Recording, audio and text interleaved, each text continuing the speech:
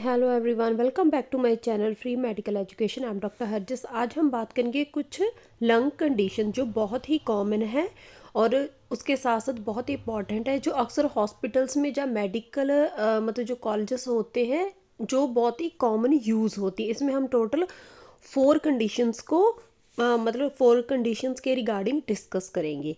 तो फर्स्ट है, आपको पता होना चाहिए थॉरेक्स। थॉरेक्स किस एरिया को बोलते हैं? The area of the body between neck and the abdomen. जो एब्डोमेन एंड नेक का मतलब जो सेंटर वाला, उन दोनों के बीच वाला एरिया है, उसको बोल देते हैं थॉरेक्स।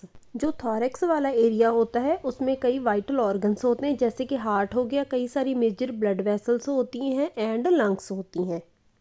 फर्स्ट कंडीशन को डिस्कस करेंगे, pneumothorax. The pneumothorax is an abnormal collection of air in pleural space between lung and the chest wall.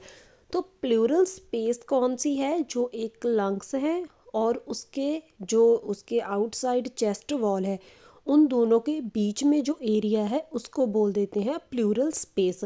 उसमें एयर है वो एबनॉर्मल तरीके से कलेक्ट हो जाती है। Abnormal collection of air in pleural space मतलब लंग्स एंड चेस्ट वॉल के बिटवीन एयर कलेक्ट हो जाती है, जो नॉर्मली नहीं होनी चाहिए। इसके बहुत सारे कॉजेस हो सकते हैं, जैसे कि कोई मेडिकल कंडीशन, अस्थमा, निमोनिया हो गया, सीओपीडी, कोई लंग कैंसर, उसके मतलब अलावा कोई इंजरी, जैसे कि मतलब एक्सीडेंट हो गया तो फोर्सफुली चेस्ट पे ट्रॉमा हो गया, कोई स्टैबिंग की किसी ने, या फिर किसी का लाइफस्टाइल जैसे बहुत ज़्यादा स्मोकिंग करनी। तो आप ओरिजिनल एक्सरे भी देख सकते हो और डायग्राम के थ्रू भी देख सकते हो। जो ब्लू है वो सारी एयर है वो कलेक्ट हुई है। तो ओरिजिनल एक्सरे इस तरह से दिखता है जिनको निमोथोरेक्स की कंडीशन होती है। जिनको निमोथोरेक्स की कंडीशन होगी उनका एक्सरे इस तरह से वाइट सा शो होगा, मतलब वो सारा शो कर रहा है कि एयर है। नॉर्मली वो बिल्कुल क्लियर एंड ब्लैक होता है, पर इस केस में वो एक मतलब वाइटिश सा शो होगा एरिया। सेकंड कंडीशन है हीमोथोरेक्स। तो फर्स्टली हीमो का मतलब मेडिकल टर्म में होता है blood. A haemothorax is an accumulation of blood within the pleural cavity. तो मतलब इस कंडीशन में क्या होगा, नीमोथोरेक्स में था एयर कलेक्ट होगी, तो इस कंडीशन में हो जाएगा ब्लड इकट्ठा।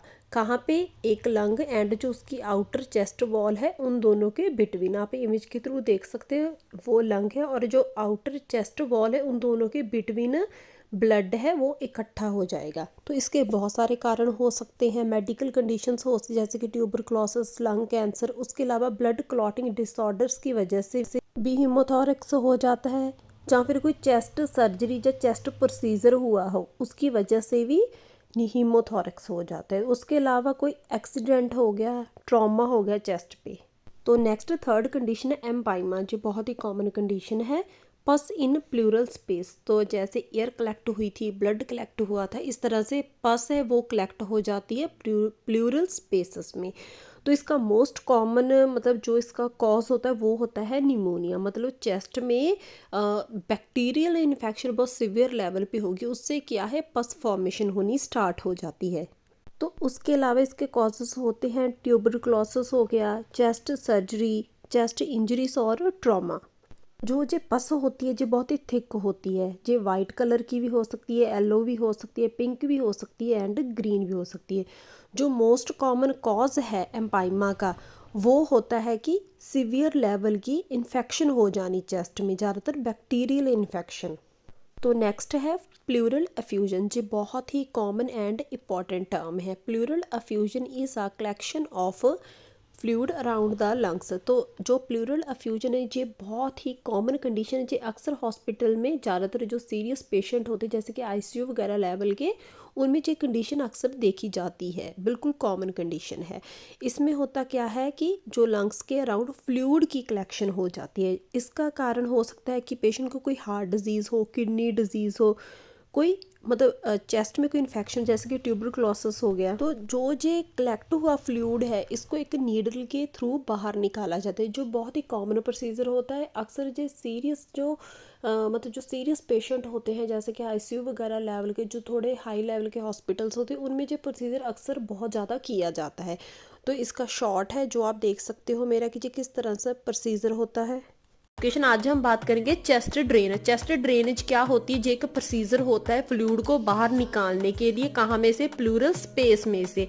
तो प्लूरल स्पेस कौन सी होती है? जो area lungs and chest wall के बिटवीन होता है, वहां में से कई बार किसी भी रीजन के कारण, जैसे कोई बैक्टीरियल इन्फेक्शन होगी, वायरल इन्फेक्शन होगी, कोई चेस्ट इंजरी होगी, या फिर बॉडी में कोई और डिजीज है जैसे कोई लीवर की या हार्ट की, उस सारी डिजीजेस के या किसी इन्फेक्शन की वजह से फ्लूइड कलेक्ट हो जाता है, तो वो सारा फ्लूइड है उसको बाहर निकालने के लिए प्रोसीजर किया जाता है, उसे बोलते हैं चेस्ट ड्रेनेज। तो आप इमेज में देख सकते हो चेस्ट जो एक ट्यूब डाली है, तो एक ड्रेनेज कंटेनर है जहाँ पे सारा फ्लूइड मतलब इकट्ठा हो रहा है।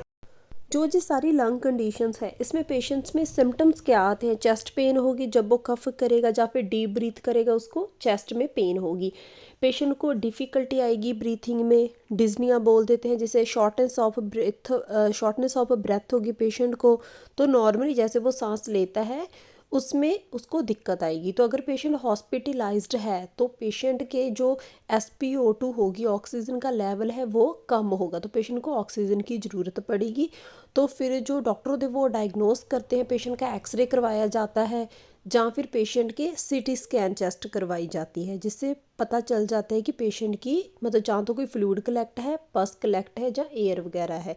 तो इन लास्ट थैंक यू। अगर आपको मेरा जो कंटेंट अच्छा लगा, आपको ईजिली समझ आए, मेरे चैनल को लाइक करना, शेयर करना एंड सब्सक्राइब करना। तो दोबारा से आपका बहुत बहुत धन्यवाद।